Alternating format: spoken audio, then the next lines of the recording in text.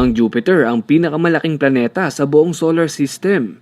Tinatayang 318 times na mas malaki ito kumpara sa ating planeta at kasya rito ang hindi bababa sa 1,300 na Earth. Kung pagsasama-samahin natin ang lahat ng planeta ay higit na mas mabigat pa rin ang Jupiter. Bakit parang sobrang bigat naman ata ng Jupiter? Samantalang puro hangin lang naman ito. Bakit takot ang mga scientists sa gravitational pull ng Jupiter? At ano nga ba ang itsura ng loob ng Jupiter? Yan ang ating aalamin.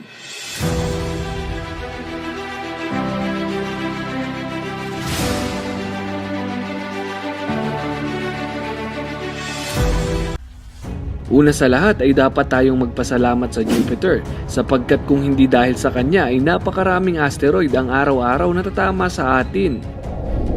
Kung walang Jupiter ay halos araw-araw may pinsala dahil sa mga asteroid. Pero paano ba nito napipigilan ang mga asteroid na ito? Dahil ito sa napakalakas na gravitational pull ng Jupiter. Ito ang tinatawag na asteroid belt. Ito ay nasa pagitan ng Jupiter at ng Mars. Naiipon ang mga asteroid sa orbit na ito dahil nahihila ang mga ito ng gravity ng Jupiter. Ibig sabihin, kung hindi ito naiipon sa isang lugar, ay kakawala ito kung saan-saan sa ating solar system at malaki ang tsansa na tamaan tayo ng mga ito. Hindi lang sa Earth kung hindi pati na rin sa Mercury, Venus at Mars. Talagang dilubyo ang buhay natin araw-araw kung wala ang planetang ito. Kaya pasalamat tayo kay Lord dahil may Jupiter. Sa ating solar system ay may 3 uri ng planeta. Ang unang 4 ay tinatawag nilang terrestrial planets. Ito ang mga planetang mabato, gaya ng Mercury, Venus, Earth at ng Mars. Ang huling 4 naman ay tinatawag na Jovian planets. Sa Roman mythology, ang salitang ito ay katumbas ng higante. Dahil ang 4 na ito ay talagang napakalaki. Ang Jovian planets ay hinati sa 2 kategorya. Ito ang gas giants at ice giants. Ang mga gas giant ay literal na hangin lamang at wala kang maaapakang bato. Samantalang ang mga ice giants ay pinagsama-samang bato, yelo, tubig, methane at ammonia.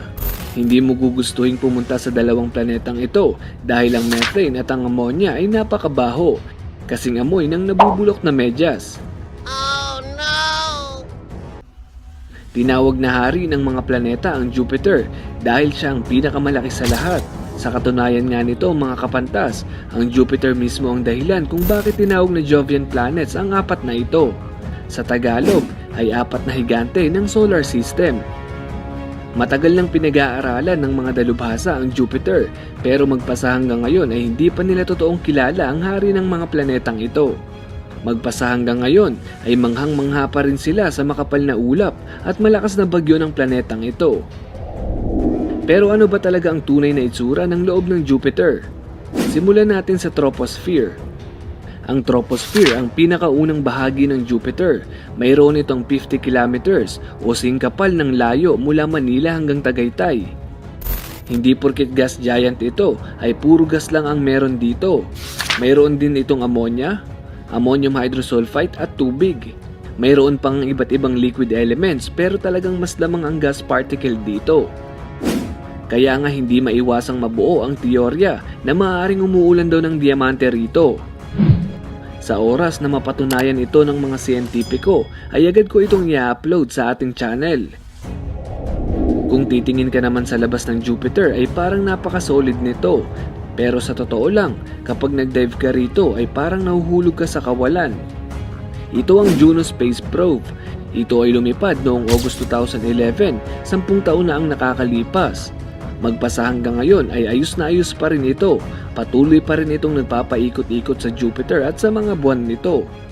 Ang layunin ng satellite na ito ay patuloy pa tayong mabigyan ng updated na information patungkol sa Jupiter. Kung hindi na-imbento ang Juno Space Probe, ay hindi natin malalaman ang tunay na ganda ng Jupiter gaya na lang ng mga kuhang ito. Talagang napakarami nating nalaman dahil sa probe na ito, gaya na lang ng napakaraming bagyo sa Jupiter. Ang mga bilog na ito ay hindi basta-basta design lamang, kung hindi ito mismo ang mga mata ng bagyo dito sa Jupiter. Ito naman ang tinatawag na The Great Red Spot ng Jupiter. Ito ang pinakamalaki at pinakamalakas na bagyo sa lahat. Mukha lang itong maliit sa malayo, pero sa laki nito ay kayang-kaya nitong higupin ng buo ang ating planeta. Ang pinakamalakas na bagyo sa Pilipinas ay tinatayang may bilis ng hangin na 300 km per hour.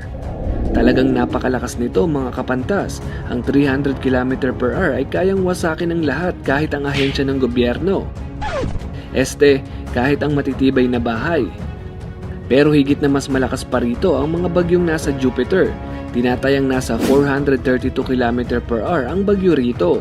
Kung ilalagay natin ito sa Pilipinas, ay kayang sugatan ng ganitong hangin ang iyong balat. Buti na lang ay walang ganito kalakas na bagyo sa atin. Ngayon ay tignan niyong maigi ang The Great Red Spot na ito. Namnamin niyong maigi ang ganda nito dahil ayon sa mga dalubhasa ay unti-unti na itong humihina at nawawala. Ayon sa datos ay triple ng laki sa nakikita nyo ang orihinal na sukat nito 50 years ago. Gaya nga ng literal na bagyo ay humihina rin ito habang tumatagal. Pero sa katunayan ay hindi pa rin alam ng mga siyentipiko ang dahilan kung bakit ito humihina, ni hindi nga nila alam kung paano ito nabubuo. Napatunayan lang na talagang marami pang dapat malaman ang mga dalubhasa sa hari ng planeta. Isa pang kakaiba sa planetang ito ay ang kanyang mga guhit.